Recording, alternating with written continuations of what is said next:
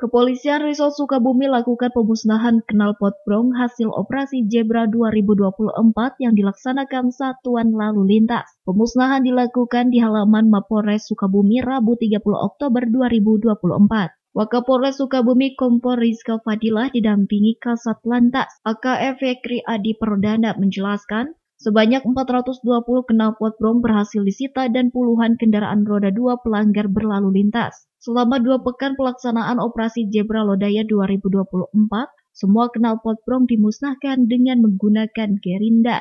Pelanggaran dalam operasi Zebra Lodaya 2024 yang berlangsung 14 hingga 27 Oktober 2024 itu berhasil menindak lebih dari 400 kasus pelanggaran yang paling umum dari kalangan pelajar, yakni tidak memiliki SIM, penggunaan knalpot bising, serta kebut-kebutan di jalan raya. Dalam kegiatan operasi ini, Polres Sukabumi melibatkan Dinas Perhubungan serta personil Denpom.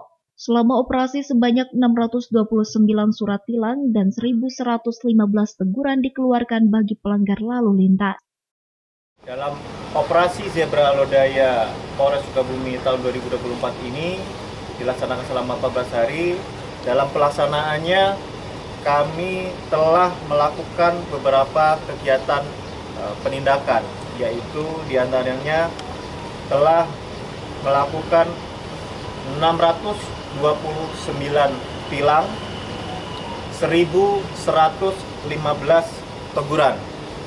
Kemudian di luar daripada itu, kami juga telah mengamankan 42 kendaraan yang tidak bisa ditunjukkan bukti kepemilikannya, serta kurang lebih ada 420 knalpot brong yang telah dilakukan disita karena ambang batas atau suara yang dikeluarkan oleh knalpot tersebut sangat bising.